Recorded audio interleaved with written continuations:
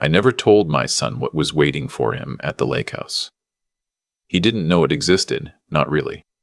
Not as anything more than a memory of childhood summers and his mother's laughter carrying across the water. He thought it was just a place.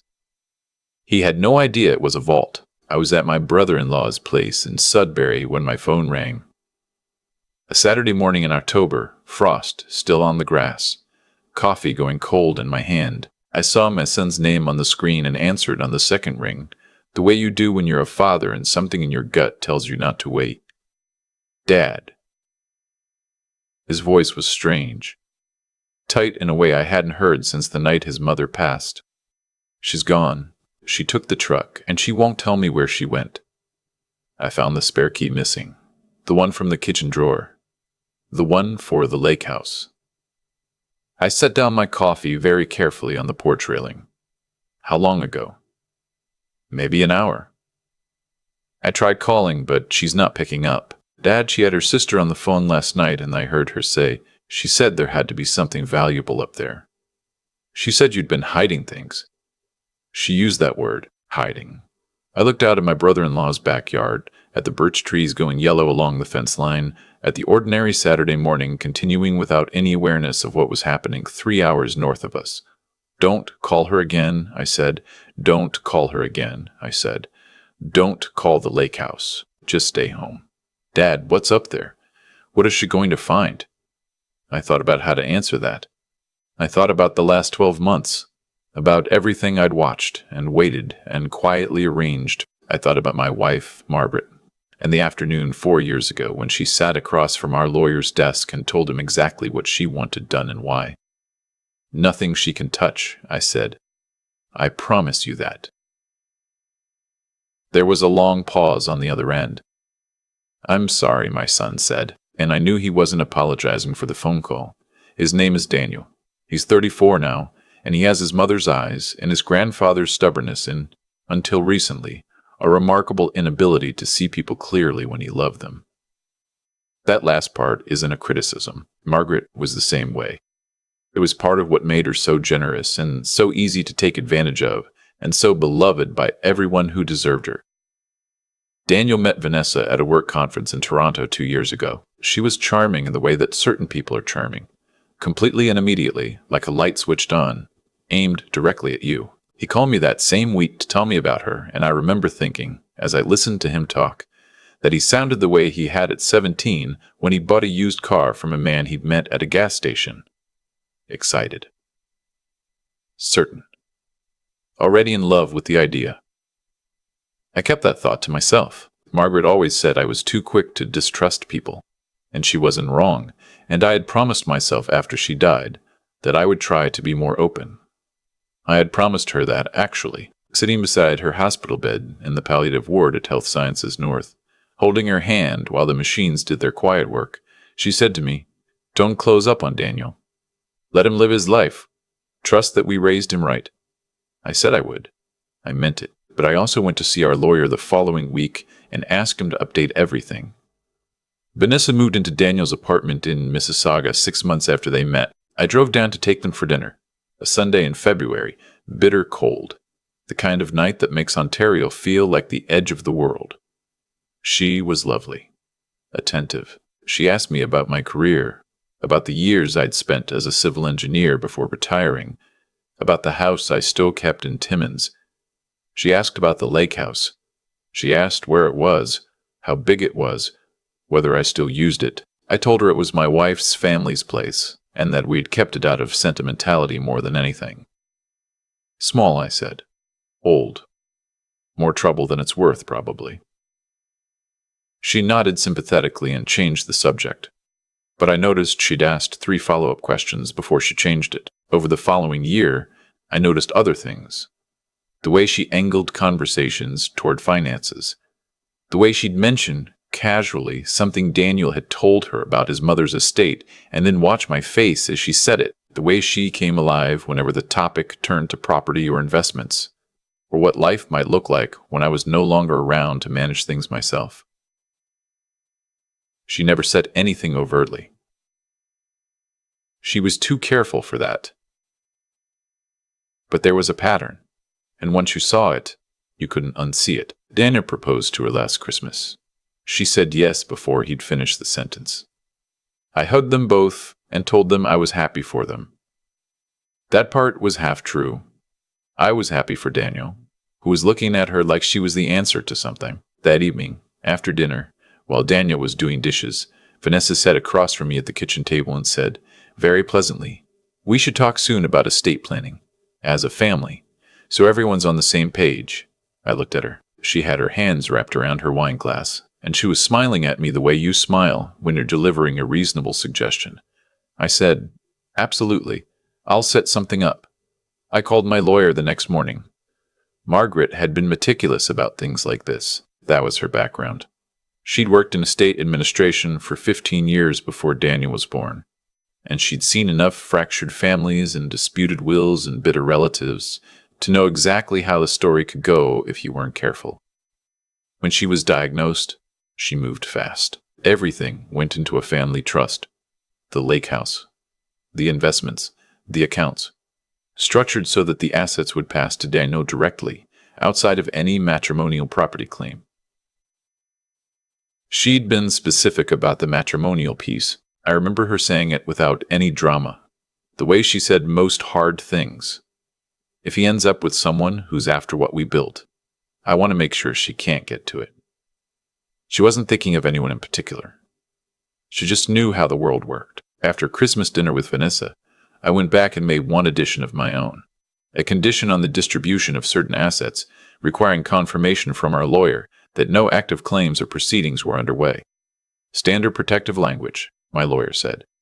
Clean. Defensible. I also had a conversation with the manager at the Lake House Property Management Company, a man named Gerald, who'd been handling summer maintenance there for 11 years. I told him there might be an unauthorized visit. I told him what to do if there was.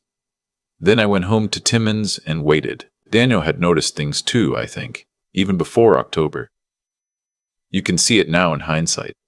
The way he'd grown quieter over the summer, the way our phone calls had started to include longer pauses, the way he'd stopped talking about the wedding date, the way he had in spring. He was doing what people do when they suspect something they're not ready to name yet. Watching. Hoping to be wrong. He'd told me in August that Vanessa had quit her job at the marketing firm, not been let go, quit, voluntarily, on the assumption that with the wedding coming up and my supposed resources in the picture, there was no particular urgency to continue. Daniel had been too surprised to push back in the moment. By the time he told me, it had been 6 weeks, and she'd shown no interest in finding anything new. He also told me she'd looked up the lake house property on the municipal assessment site and found the estimated value. He said she'd brought it up at dinner like a fun fact. Did you know your dad's lake property is assessed at almost $400,000? That's wild. Daniel said he'd felt something shift in him when she said it. The way she said your dad's lake property. Like it was already a number in a column somewhere. I asked him if he'd talked to her about it. He said he was still thinking about what to say. I told him to take his time. I said there was no rush. I said the most important thing was that he be sure about what he was seeing before he said anything he couldn't take back. What I meant was, I have already handled the parts that needed handling. You just need to figure out your own heart. She got to the lake house at 10:30 on a Saturday morning, according to Gerald. She used the spare key from Daniel's kitchen drawer, the one Margaret had labeled with a piece of masking tape in her handwriting, the word Wabun written on it in blue marker, the name of the lake. Gerald said she drove up in Daniel's truck, which she'd apparently taken without asking, and she parked and went to the door and let herself in like she owned the place. He watched from the maintenance shed and called me. I was already in my car by then, on the highway north of Sudbury, because I had known since Daniel's call that this was the day. You develop a sense for these things. She'd been circling the lake house for months, asking questions, pulling records, and now Daniel was in Toronto and she thought I was in Sudbury, and there would never be a cleaner opportunity. Gerald told me she spent 40 minutes inside. He said she went through the storage closet in the back bedroom, the one with the old files, the photo albums, the boxes of Margaret's things. He said she came out twice to look in the truck and came back in, and on the second trip she was carrying what looked like a camera bag. She was photographing documents. I pulled off the highway and called my lawyer. I want to explain something about the lake house, because it matters. After Margaret died, I sorted through everything. The bank accounts, the investments, the trust documents, the insurance. It took months. Our lawyer was patient and thorough, and we moved everything that needed moving. The lake house was transferred into the trust. The property was clean. The boxes in the back bedroom closet, the ones Vanessa spent 40 minutes going through, contained Margaret's photo albums, Christmas cards we kept since 1987, Daniel's school reports from elementary school, a plastic bin of his hockey medals, some of Margaret's gardening books, and one fireproof document box that contained exactly 3 things: a copy of our marriage certificate, a copy of Daniel's birth certificate, and a letter Margaret had written to him by hand, meant to be read at a time I would know when it arrived. There were no financial records at the lake house. There was nothing there that could tell you anything about accounts or assets or the structure of the trust. Margaret and I had made sure of that years ago. Important documents lived with our lawyer in Timmins, in a fireproof safe, in a building with a security system. Vanessa spent 40 minutes photographing birthday cards and school reports, and her future mother-in-law's handwriting on the backs of old photographs. I hope she found it educational. I arrived at the lake house at 1:30. She was still there. The truck was in the driveway and there was smoke coming from the fireplace, which told me she'd made herself comfortable enough to light a fire. I sat in my car for a moment, looked at the smoke, and thought about Margaret, who had loved that fireplace, who had spent entire November weekends reading beside it while the lake went gray outside the window. I went inside. She was sitting at the kitchen table with her phone and a glass of water, and when she saw me come through the door, her face went through several expressions very quickly, before settling on something that was trying to be casual, and not quite making it. "Robert," she said, "I didn't know you were coming up." "I could say the same," I said. I took off my coat and hung it on the hook by the door. My wife had put that hook there. I sat down across from Vanessa at the table. "Is Daniel with you?" No. I just wanted to see the place. I've only been up here once. I thought it might be nice to start thinking about the wedding. You know, whether we might use the property. Where's the key?" I said. She stopped. "The key from Daniel's kitchen drawer," I said.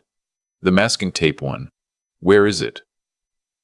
She reached into her pocket and put it on the table between us. I picked it up and put it in my own pocket. "I want to be straightforward with you," I said. "I think you deserve that." She was very still. "The fire was going in the next room and you could hear it." "I know what you've been looking for," I said. "I know what you've been looking for," I said. "I know you pulled the property assessment. I know you asked Daniel about his mother's estate on at least 4 separate occasions in the last year. I know you've been trying to build a picture of what exists and what it might be worth. And I know that what you found in the back bedroom today was not what you were hoping to find." She opened her mouth. I kept going. "The assets are in a family trust. Have been for 4 years. Margaret set it up before she died, and I updated it earlier this year. The lake house is in that trust. The investment accounts are in that trust. When I'm gone, those assets transfer to Daniel directly, outside of any matrimonial property claim under the terms of the trust instrument. Your marriage to Daniel would not change that. A divorce would not change that. The trust was structured specifically to ensure that. Our lawyer drafted it, and it has been reviewed. It is not something that can be worked around." She looked at me for a long moment. She was composing herself. I could see it. Deciding what version of this conversation to try. I wasn't trying to. "I'm not angry," I said, and I'd meant it. "I'm not interested in a fight. I'm telling you how it is so that you can make informed decisions. Whatever you were hoping to find here, it isn't here. Whatever picture you'd built in your mind, I'm asking you to set it aside and ask yourself honestly what you want your life with my son to look like." A long silence. Outside, the lake was flat and silver. A pair of loons had come in to winter on the far shore. I'd seen them from the road. "Daniel is a good person," I said. "He's kind and he works hard and he would do anything for someone he loves. He deserves someone who sees that. Just that. Without the addition. I stood up and picked up her water glass and put it in the sink. I'll wait outside while you get your things. I'll drive the truck back to a place you can get a cab from, or I can call you one now, if you'd rather. She didn't say anything for a moment. Then she said, he doesn't know any of this. About the trust. He knows enough, I said. He'll know everything when the time is right. She left 3 weeks later. A Tuesday, while Daniel was at work. She took her things and her car and left a note on the kitchen counter that said she needed time to think. She didn't take anything that wasn't hers. She didn't make a scene. I give her credit for that. She read the situation and she walked away from it cleanly. And whatever her reasons for coming into my son's life, her reasons for leaving it were at least honest. Daniel called me that night. He was quiet for a long time. I didn't fill the silence. Finally, he said, "Did you know this was going to happen?" "I didn't know," I said. "I thought it might." Another pause. "Why didn't you tell me what you saw?"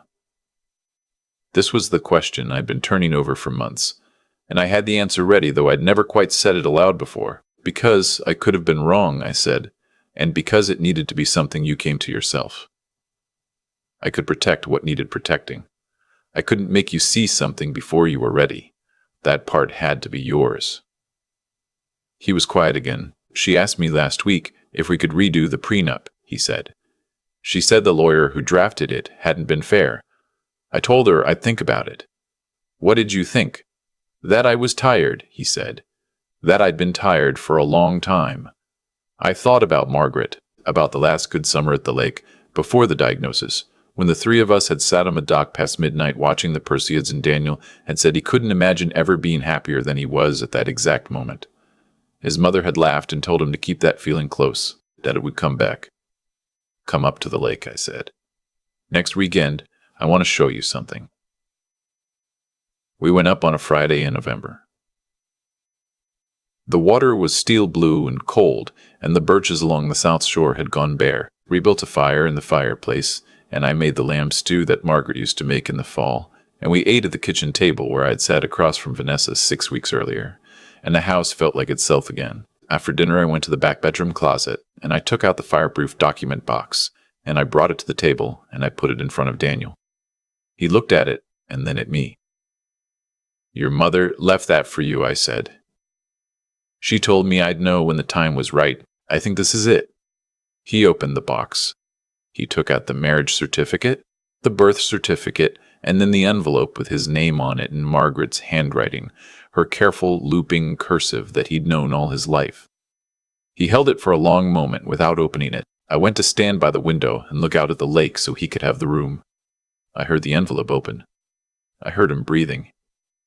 I don't know exactly what she wrote. He hasn't told me, and I haven't asked. He was quiet for a long time, and when I turned around his eyes were wet, and he was holding the letter carefully with both hands. "She knew," he said. "She knew a lot of things," I said. "She always did." He folded the letter and put it back in the envelope and held it against his chest for a moment, the way you hold something you're not ready to set down. The fire went on in the next room. The loons called from somewhere out on the dark water. The lake was the same as it had always been, patient and cold and entirely unimpressed with the troubles of the people who came and went along its shores. My son sat at his mother's table, and I made another pot of coffee, and we talked until almost midnight.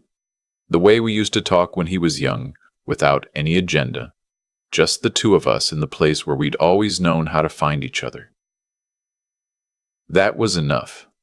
That was, in the end, everything. There are things you build in a life that have nothing to do with money. Account balances and property assessments and trust instruments are just tools, useful ones, and I'm grateful we had them. But the thing Vanessa came looking for, the thing she spent 40 minutes photographing in the back bedroom of my wife's lake house, hoping to find the key to something worth taking, she could never have found it, because it doesn't have a lock. It's just a boy who grew up knowing he was loved. It's just a father who kept his promise. It's just a letter in an envelope in a fireproof box, waiting 20 years in a closet for exactly the right November night. Margaret knew that was the only legacy that would last. She was right about everything. She usually was. People sometimes ask me whether I feel any satisfaction about how things turned out, whether I enjoyed watching it all unravel. The honest answer is no. There was nothing enjoyable about any of it. Watching your son love someone the wrong way, knowing what's coming, and not being able to shortcut his path to seeing it. That's not a satisfying thing to live through. It's just hard. You do what you can, and you wait. What I've come to understand, after 64 years of watching people and their choices, is that the outcomes in our lives are not random. They grow directly from what we do, and more importantly, from what we decide to be. Vanessa made a series of choices. She chose to look at a grieving family and see an opportunity. She chose to photograph a dead woman's birthday cards, looking for leverage. Every one of those choices was a brick in a wall she built around herself without realizing it, and when the moment came, that wall had nowhere to fall but inward. I made choices too. Margaret and I both did. We chose to build things carefully. We chose honesty with each other, and with our lawyers, and with the structures we put in place. We chose to protect Daniel not by sheltering him from every hard thing, but by making sure that when the hard thing arrived, the ground beneath him would hold.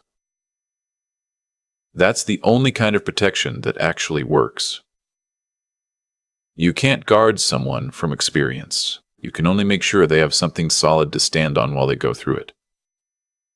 Daniel made choices as well, and I think that matters more than anything else in this story. He chose eventually to stop explaining away the things he saw. He chose to feel the tiredness he'd been carrying and to name it. That took more courage than most people would give him credit for. It is not easy to walk toward a truth that costs you something. It is not easy to sit at your mother's table on a November night and open a letter you've been afraid of for years. He did those things. He did them himself. I handed him the box, but he was the one who opened it. There are things you can pass on to your children through money and property, a good trust, a well-drafted will, a lake house maintained for 30 years. Those are real gifts, and I don't dismiss them. But the thing that actually carries a family forward from one generation to the next is something quieter. It's the example of how you treated people. It's the record of whether you told the truth. It's the letter a woman wrote by hand to her son, because she wanted him to know, when the time came, that he was seen clearly and loved completely, not for what he might inherit, but for exactly who he was. Margaret understood that. She understood it better than I did, and she made sure to leave evidence of it behind. That is the only inheritance that cannot be photographed, cannot be transferred, cannot be reached by any instrument a lawyer can draft against it. You carry it in you, or you don't, and if you're lucky, if you raised your child the way we tried to raise ours, they carry it too. Long after the lake house is gone and the accounts are settled and there is nothing left to fight over, that is what remains. I think about that on quiet mornings at the lake. I think about the looms on the water and the fire in the next room and my son reading his mother's handwriting in the dark. I think that she would have been pleased. Not with how it ended. She would have been sad about Vanessa, sad about the year Daniel lost, but pleased that the thing she'd built held. Pleased that when it mattered, it was enough. It was more than enough. It was everything.